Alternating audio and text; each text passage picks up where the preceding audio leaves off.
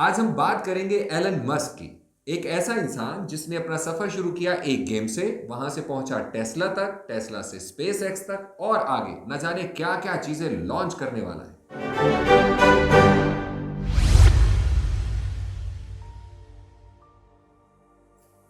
4 star cafe में मैं हूं नवीद अंसारी। मैं हूं मसूद अहमद राजपूत। मैं हूं अब्दुल मनान। मैं हूँ यूसुफ बुखारी। जी, आज हम किस शख्सियत के बारे में जनाब गुफ्तगू करने जा रहे हैं?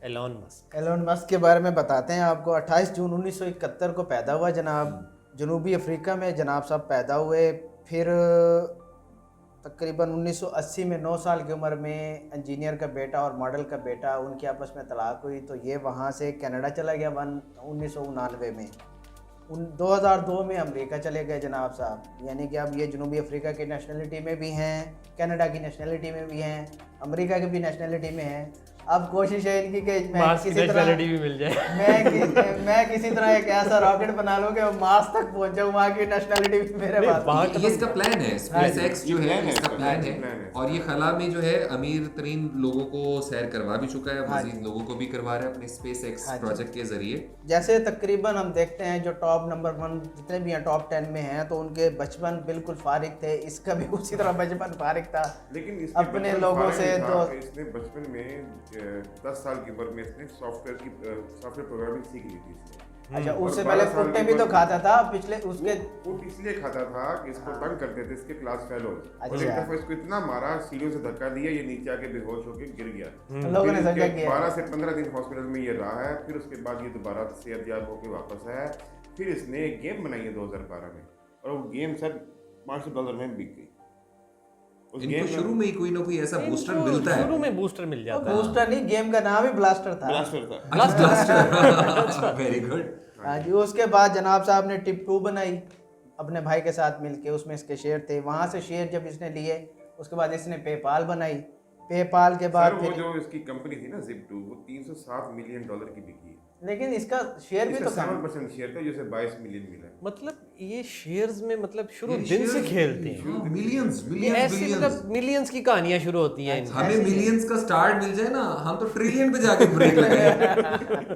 अच्छा, उसके बाद जनाब साहब ने टेस्ला बनाई पेपाल से जो इसको शेयर मिला ना, आप कहते हो ना शेयर की बात।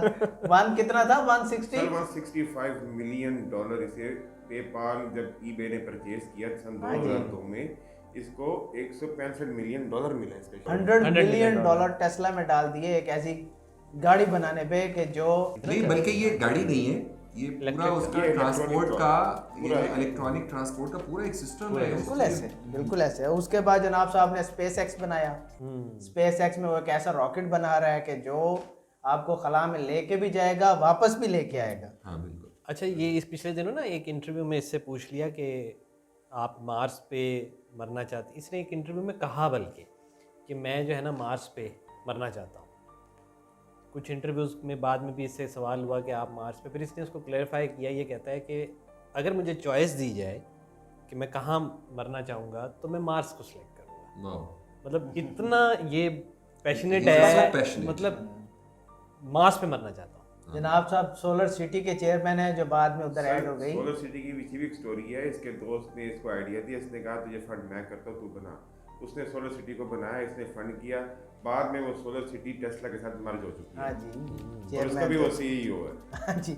उसके बाद जनाब साहब हाइपर लूप की टेक्नोलॉजी लाए, जिस पे अभी वो ट्रेन्स बन रही हैं जो मतलब कि अंडरग्राउंड होंगी और इतनी स्पीड से आपको एक जगह से दूसरी जगह लेके 3000 जाएंगी। किलोमीटर 1 आवर, 1 घंटे में। 1 घंटे में 3000 किलोमीटर। क्योंकि वो उसमें वैक्यूम क्रिएट कर देंगे, एयर रेजिस्टेंस खत्म हो गई। उसके बाद फिर मैग्नेटिक है तो उसमें फ्रिक्शन भी खत्म हो गई। बिल्कुल हाँ। वो तो सीधा गोली के वो साथ बहुत, हाँ, गोली की स्पीड ही हो जाती है। 3000 दुबई किलोमीटर। दुबई इस पे बहुत काम कर रहा है आजकल जनाब साहब को एक और जुनून चढ़ा हुआ है, क्या। NFT में घुसे पड़े हैं, हाँ। क्रिप्टो में घुसे पड़े हैं। क्रिप्टो के साथ इनका जो एक लव अफेयर है ना, वो बड़े अरसे से चल रहा है। पहले इन्होंने बिटकॉइन के साथ टेस्ला को ऑफर किया था कि जी बिटकॉइन एक्सेप्ट करेंगे, फिर बिटकॉइन से पीछे हट गए भाई साहब। उसके बाद फिर आजकल जो है वो डॉजी है या डॉगी है, जो भी है DOGE, उस कॉइन से बहुत ज्यादा इनका जो है ना लव अफेयर आजकल चल रहा है। ट्वीट करते हैं तो उठ के डॉजी की कीमत जो है वो फिर ऊपर चली जाती है।